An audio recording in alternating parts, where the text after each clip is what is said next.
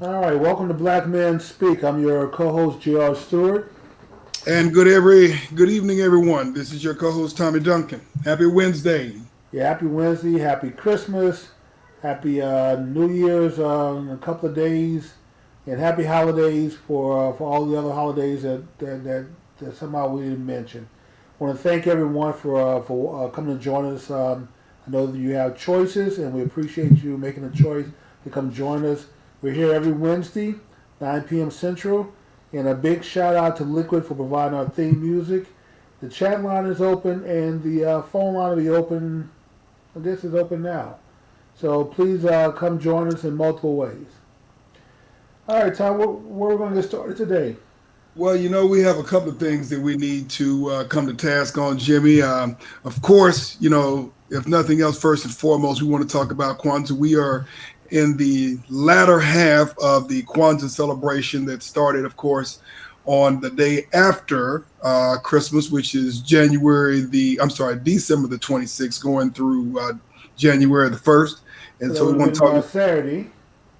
Yep, absolutely. So we are on the fifth day of Kwanzaa, and then there are a couple of interesting things in the news that we want to talk about. One, of course, is a couple of items that have gone viral. One is a situation where we had a woman in New York City, a white woman, who assaulted a young teen boy in a hotel over what she thought was her mobile phone. And that went viral. And then also, probably a much more smaller community, but with both of us being sports fans and football fans in particular, Dwayne Haskins, who is a quarterback for the Washington football team, was released after one getting caught in a strip club without a mask. Not a Uh, mask. Absolutely. And then, of course, they fined him $40,000. But then, right, I think the game was on Sunday, Jimmy, and on Monday they went ahead and released him after he had a deplorable showing on the field on that Sunday. Okay. Well, let's So, start with Kwanzaa and the seven principles. So, yeah, I guess the thinking is that you celebrate and honor one principle every day, right. and so we've already missed the first four, but we can catch up though and then discuss all of them in today's discussion. And first, let's just say, for the naysayers and the haters out there, this is not an African holiday. People always want to point that out as if that's supposed to mean something.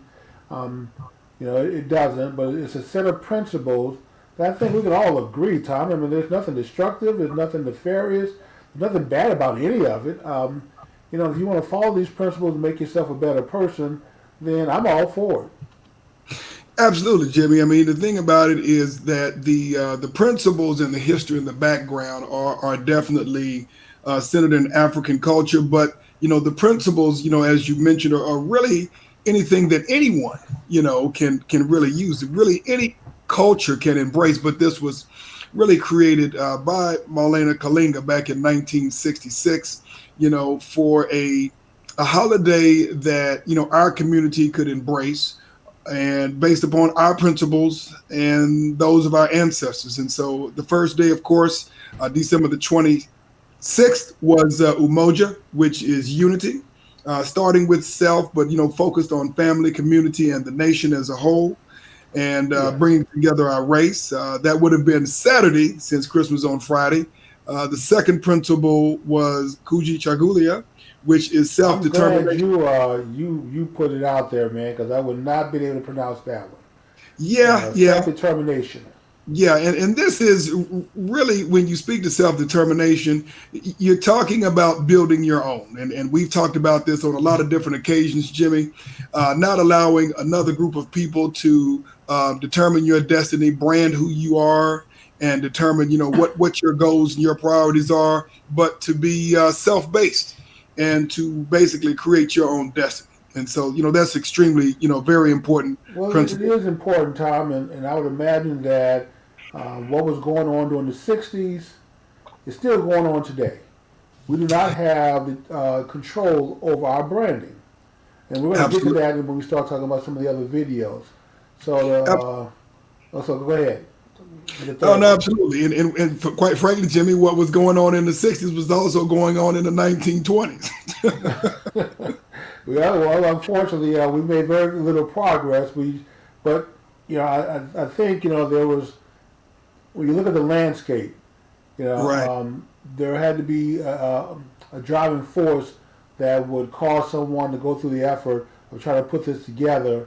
And I'm just saying, whatever that need was at that time, that need still exists today. So we can actually celebrate Kwanzaa every day, 24/7, 365. So we don't have to wait till 1 month out of the year, 1 week out of the year. This is something we should be doing on a daily basis with reinforcing these principles. So go ahead. What's the third one?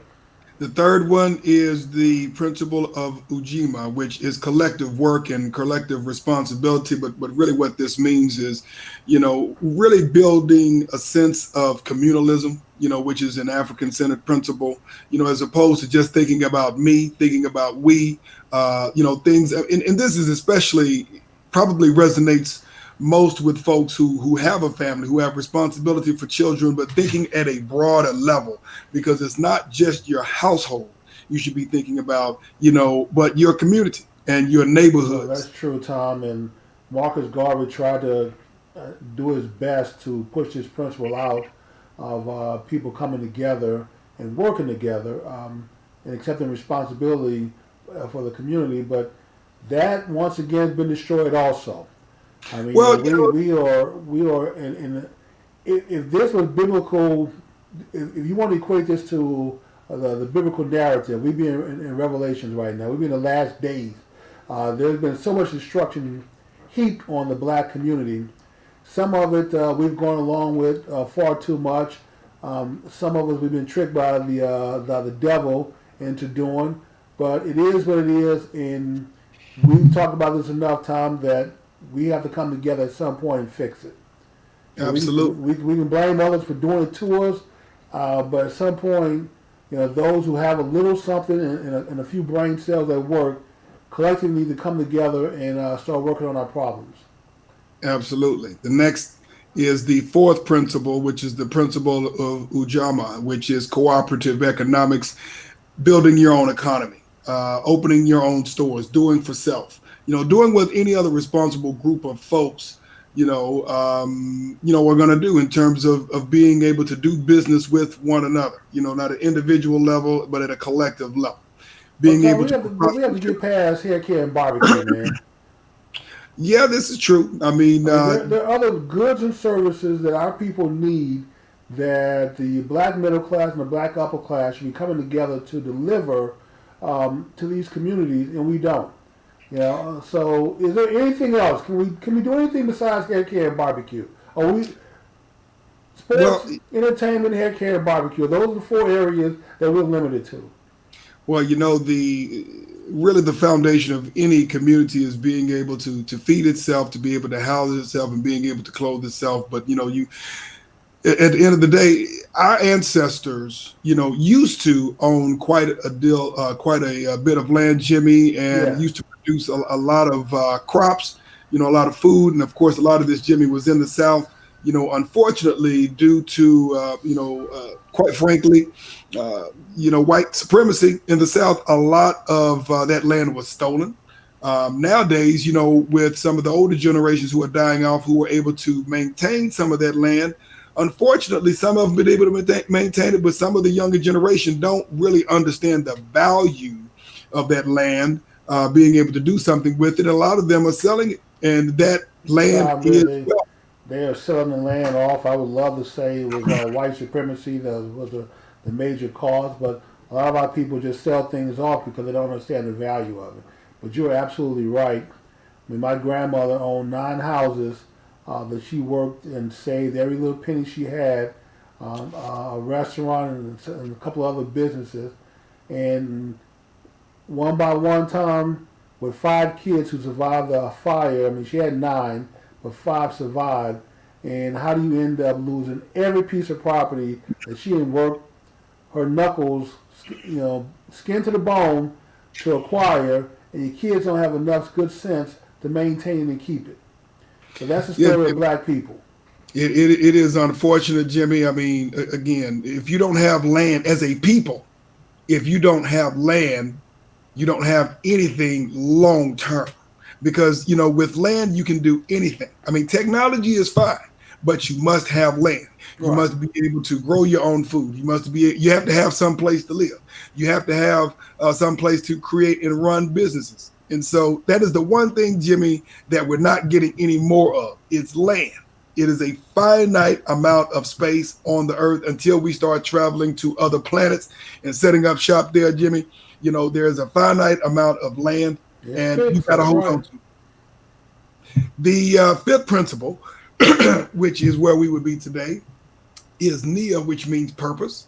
And that is really about building and developing our communities, or that sense of community, which comes down to culture, history, the way that we do things, being able to really create legacy, understanding where you're going. And you can't understanding where you're going unless you understand where you're coming from. Well, Tom, that's the history. I mean, everyone says the same thing. That history of self has been stripped from us.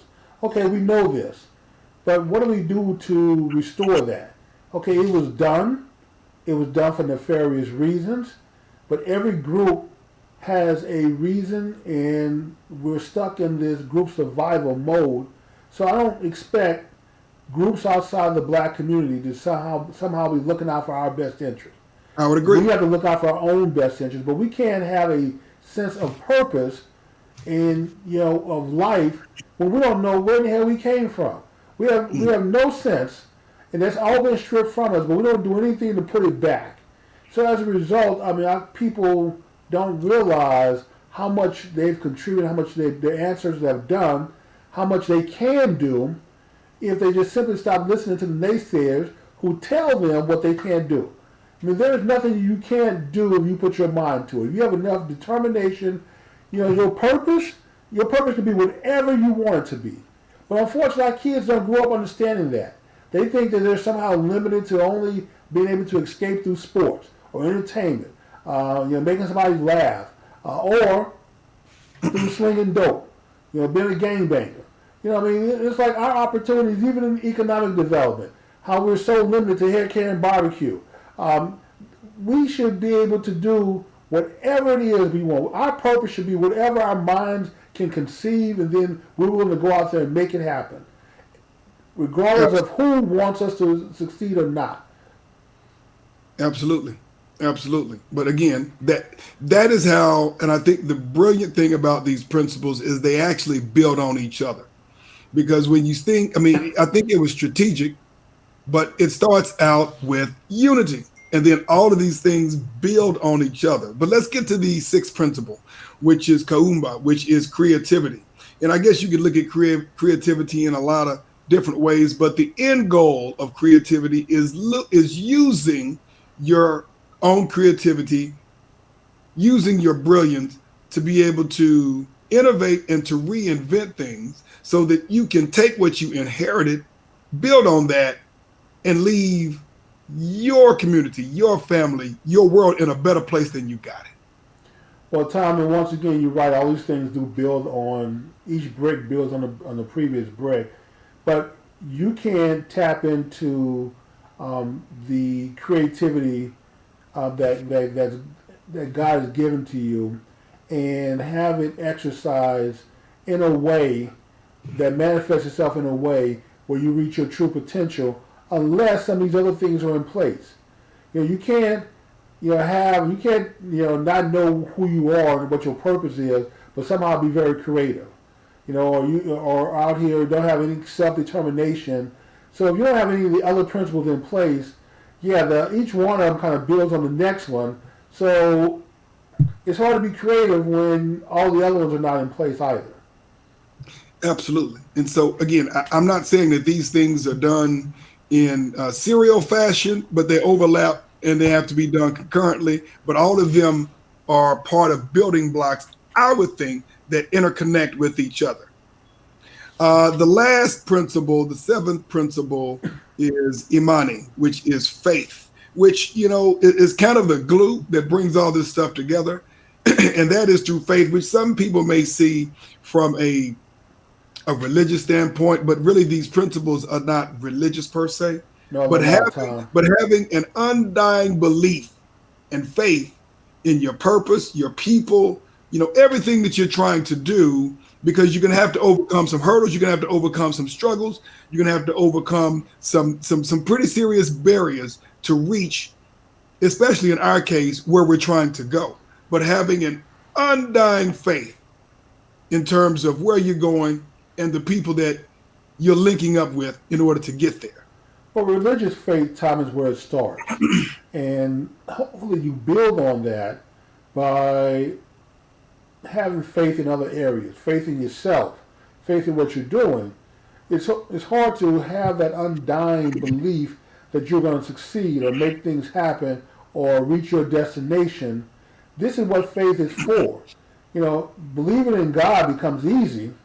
Believing in yourself when the rest of the world is telling you you're nothing becomes much more difficult. Believing that you can graduate college, you can go on and do great things, you can contribute to society when the world is telling you you're nothing, that's the faith that's hard.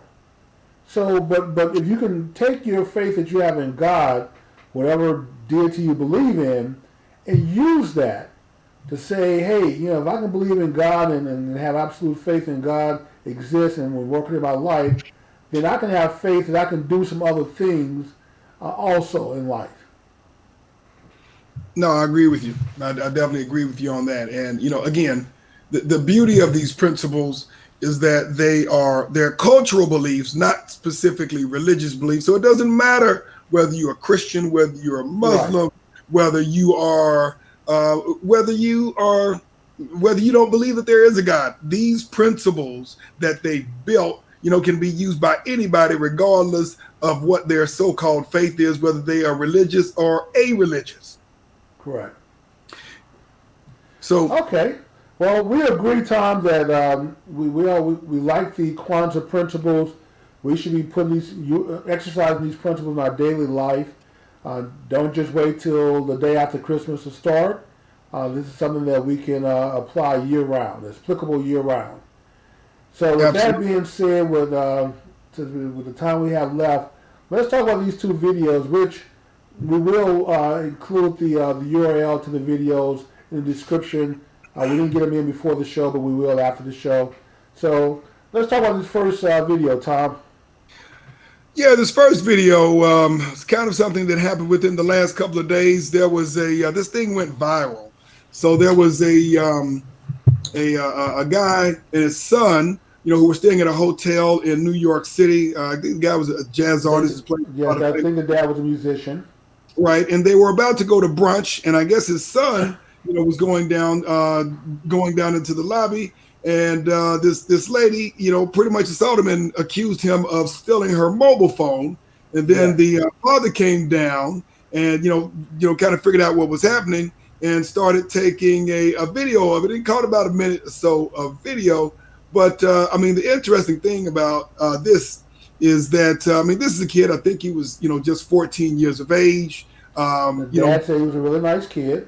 Absolutely. And, it's the interesting thing about this is that all things being considered, if this wasn't video recorded, number one, it wouldn't have gotten very much attention. But the fact is, why is this newsworthy? And I think because of everything that has been going on in the country, this is, another what I would consider to be unfortunate situation where you have a young black man, and this is just a teenager who, probably wouldn't have known what to have, done if his father hadn't been there for him at the time. But again, it looks like, based upon the feedback that we got and the video evidence that we have, that not only was the woman assaulting him, but the hotel manager who was there on site, even though he said he was trying to diffuse the situation, basically he was implicating the young guy who... well, they basically was false imprisonment. They were determined to keep him there until they got it resolved to some understanding. So I think he and his father were attempting to exit when this happened. and they were basically preventing them and stopping that from happening. In fact, I think in the video, she even says, "You're not going anywhere until I get my phone back," or, you know. But Tom, you know what? This is very unfortunate that it happened to him or anyone else.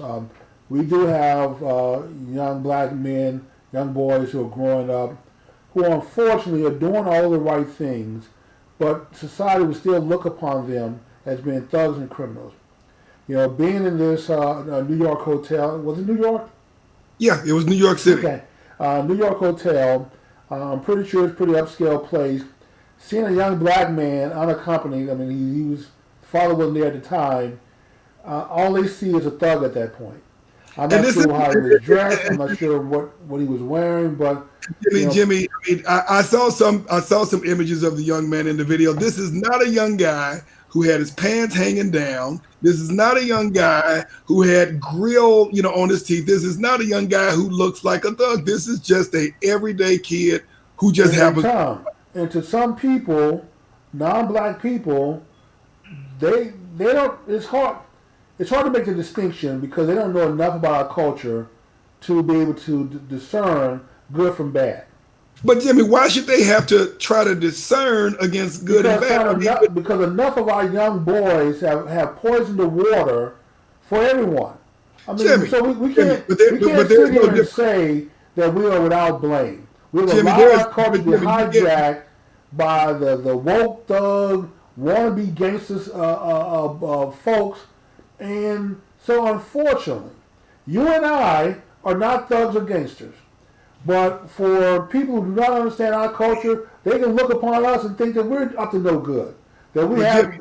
Jimmy, but I understand what you're saying in principle, but white folks and other folks do just as much crime as black folks. Yes, they do, Tom. But only black folks are the ones who are being targeted, profiled, and implicated in this. And so it shouldn't be an issue.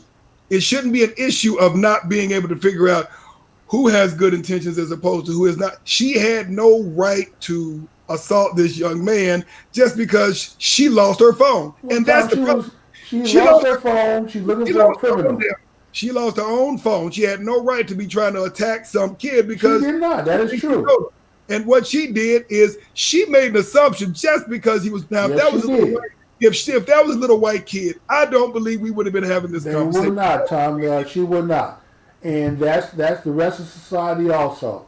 If you had lost something and thought someone had stole it, if you look around the scene and there's black and white people there, and Hispanic and Asian, the natural assumption would be, maybe the black person stole it. And it's not right, but it is what it is, and this is why we have to step up, Tom, and stop allowing those who make a bad name for our group, our ethnic group, to dominate what happens. So we should be known for being smart, hardworking, honest people. But we will allow these young knuckleheads to hijack it, and they set the tone. So as a result, when other people look upon us, they don't see success. They don't see educated. They see somebody who's a rapper. Are you a thug? Or you want to be thug? Are you a gangster? You want to be a gangster? You probably got 8, 9 children that you're not supporting. Every negative connotation that they can think of comes to mind. They may not say it, they may not even act on it, but this I'm pretty sure is what they're thinking. This particular lady just happened to act on it because she saw a thug. She saw someone who stole her phone. She was absolutely certain that her phone was stolen by this person. Who else could be stolen by? Upscale hotel, white people walking around. They're not going to steal her phone. Surely it had to be the black kid. How do you know that, Jimmy? Because Tom, we both know that he didn't steal the phone. But I'm just saying that this is how she saw it. In her mind, she was convinced, based on what limited knowledge she had about black people and what they put out there. This goes in not just in that hotel, Tom, but it affects employment. When people go to hire someone, they see a black man, the first thought is, if your grammar, your diction, and the way you speak and your vocabulary is not great, then they see a thug, they see a gangster, they see someone that's going to be stealing from work, not coming in on time, harassing the white women there. So, unfortunately, Tom, the world does not see us positively. And that's why I say we, you and I, folks like us, It's time for us to get off that sideline, man. We have to step up. Pull some of these young bucks to the side, kick them in the ass, and let them know, man, you can't. There are certain things that you can't do. You represent us in a bad way when you do these things.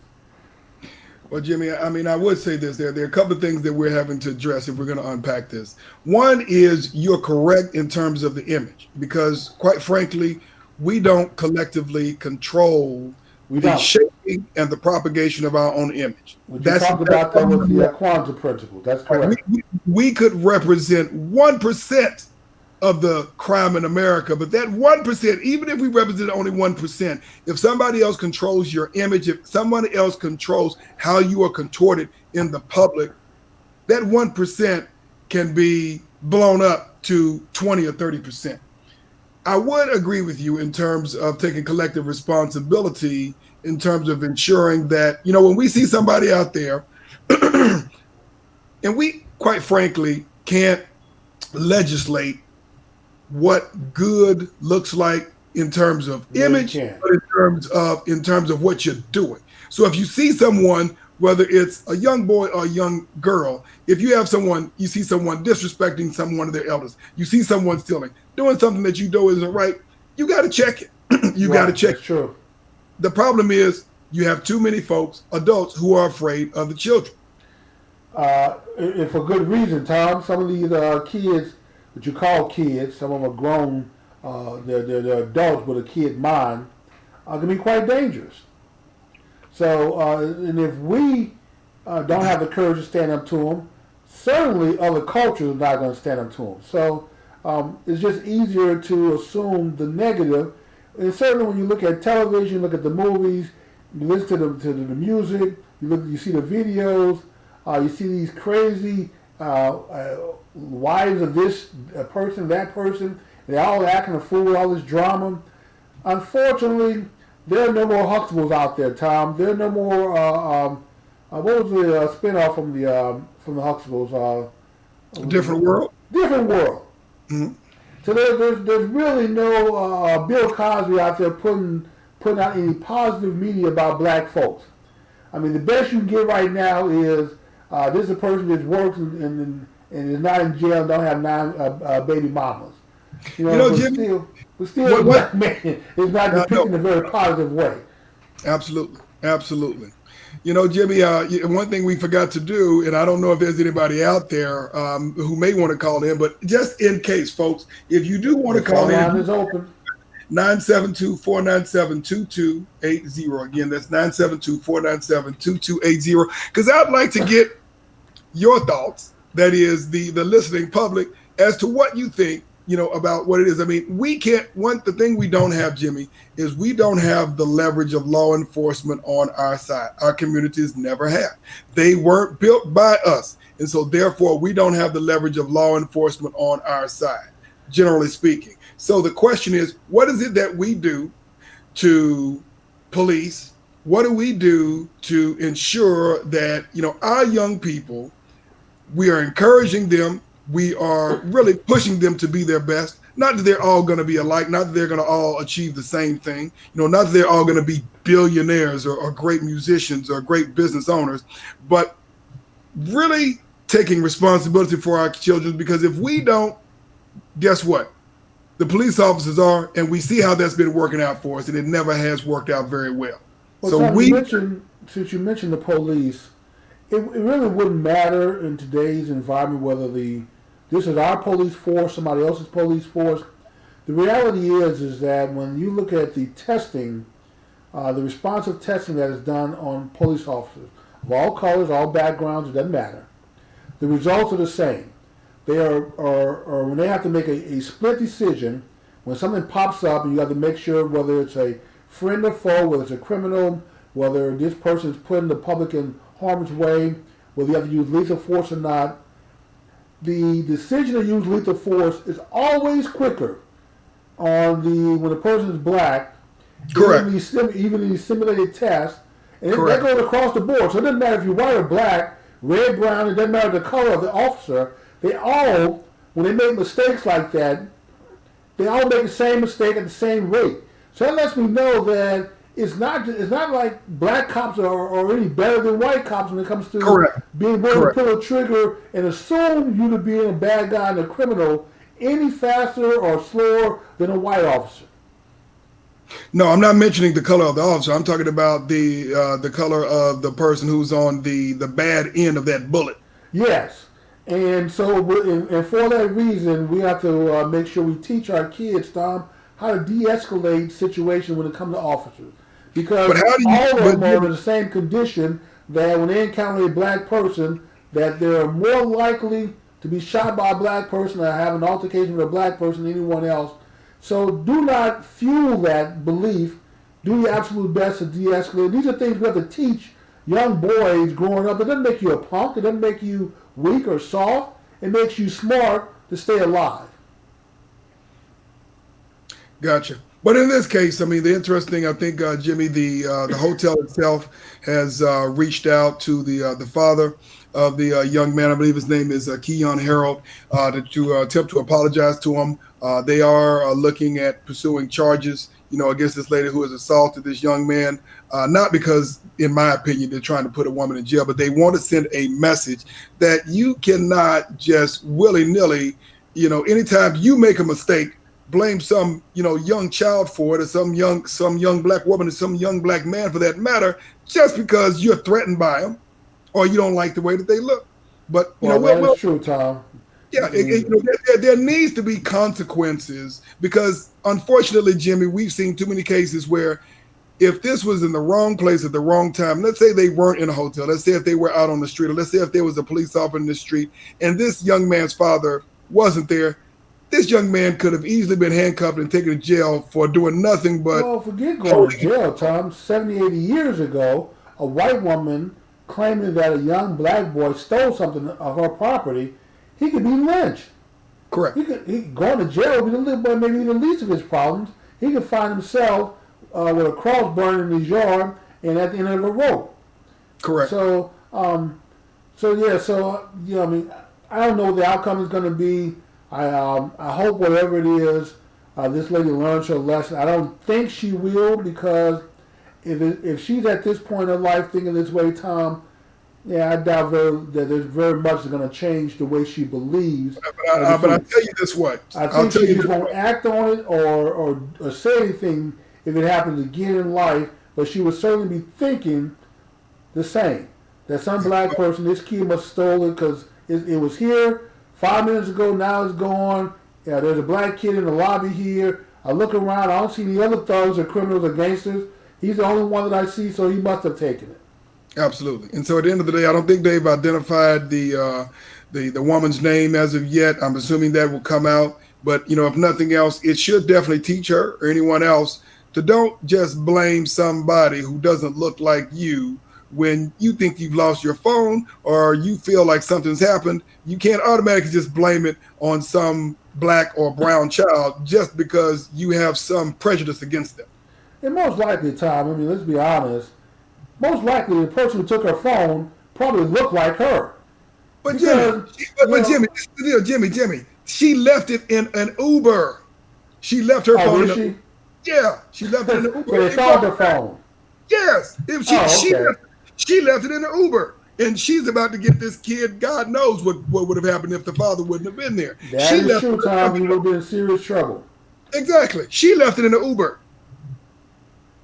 So, okay, well, what is our second video? So we're a little over time, but we want to make sure we discuss both. This is a sports video. This with Haskin.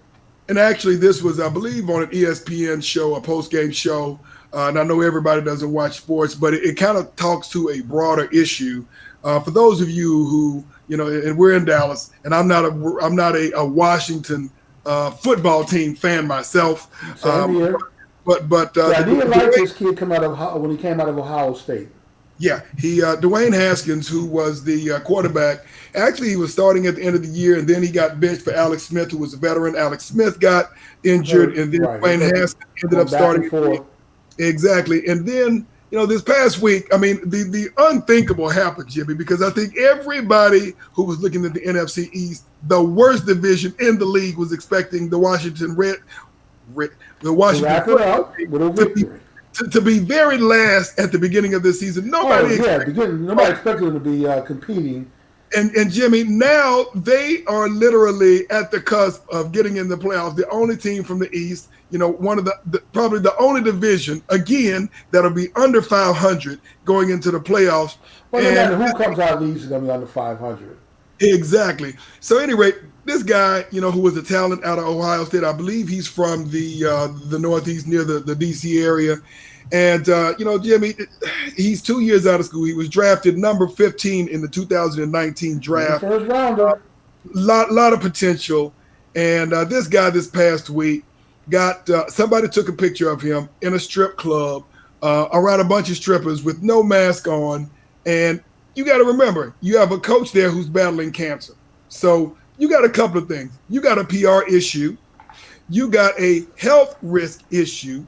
He's also broken some violations with the NFL as it pertains to, COVID, because, I mean, when you consider the number of players this year who've had to sit out of games who've been canceled, right. This is real money. The NFL is a $1 billion business. And so they ended up fining him $40,000 right before. But suffice it to say, at a minimum, this was a distraction.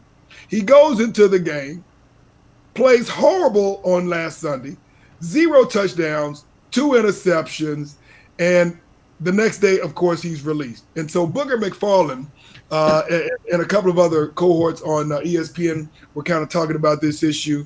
And, he kind of went off. He's like, look, I've seen this more than one time where you have these, young NFL, and he said, I'm going to go there. Young black players who are coming into the league. And you know what? They're more concerned about their personal brand, how big their social media channel can grow, and, what they can do for themselves doing sit-ups, on social media. And then they go into the field, they don't perform. And, they're not asking, how can I be the best player that I can be? Right.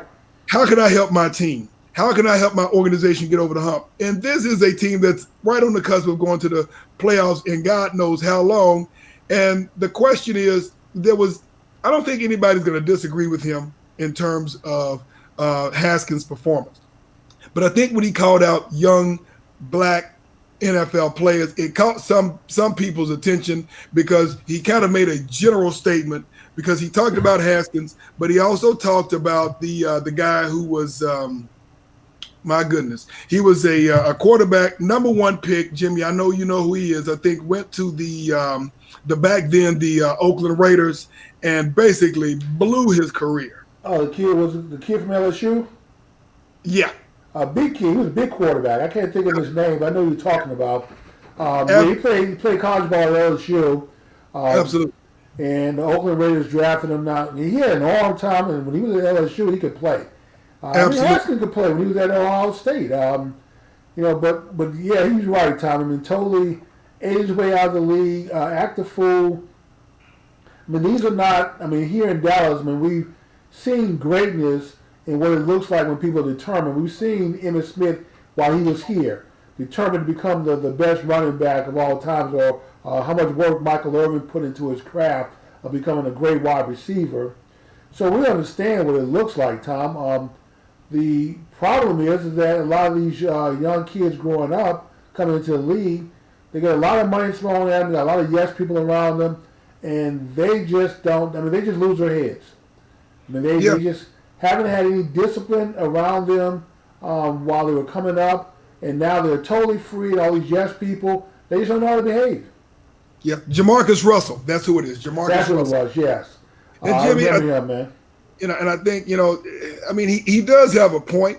I think that he made a very broad brush stroke because there are a lot of young guys out there, very talented, who have their heads on straight. But I think because it's the quarterback position, and the quarterback is the centerpiece of the team. That is the face of the franchise for the next at least 5 to 10 years. And you have a guy who was clearly very talented, came from a premier football college in Ohio State, but was too immature to understand what he had, available to him. And unfortunately, he gets cut from the team. Is going to be losing a lot of money, millions of dollars. And it's a guarantee. But Absolutely. Tom, if he was a second or third string player at some other position, yeah, who maybe nobody would Nobody, care. no, But nobody would have when cared. you're a quarterback and you're a starting quarterback in this league, yeah, that's a little different. Especially for a team that's fighting for a playoff spot, which they're not going to get because they're going to lose uh, this weekend coming up. The Cowboys will win and go on to the playoffs. So we will restore and get our rightful place. We'll see, So, Jimmy. so we have someone who joined the chat room. Tom, his name is Ron. Um, I believe yes. So let's say hi to Ron. What's going on, man? Hopefully you've been enjoying the show. If you have any questions, would love to address them, man. And thank you for joining us tonight. And the phone line is open. Nobody's on it. You're free to give us a call and join the conversation. 972-497-2280. So, with that being said, Jimmy, I think that, again, I think a lot of the attention on this is because it's the quarterback position, because this guy, seemingly is with a team that's on the rise. And, let's be clear, Jimmy. I mean, they're athletes. They're going to get a lot of attention. Right. They're going to get a lot of attention from folks who are trying to get money out of them. They're going to get a lot of attention from women, who want to be around them. All of these hangers on. But Jimmy, it's not like they don't know, because I can guarantee you this: every year when they have this rookie camp, they have coaches. I They know, have Tom. Tell them about drinking, about going out, what not to do, the wrong people to hang out with, all these things that you can get caught up that damages the image of the league itself. The league itself is getting ready. I mean, they're losing TV revenue because of the virus, or they're losing ticket sale money. There's not going to be as much money next year coming into the league as there used to be. So, with all that being said, they got to be extra careful about what kind of image they put out there. And when people locked down at home, not working, lost their jobs, struggling, and then to see pictures and yeah. My headset may die. If it does, I'm gonna have to switch over to speaker, which may Okay, no cause problem. some vibrations.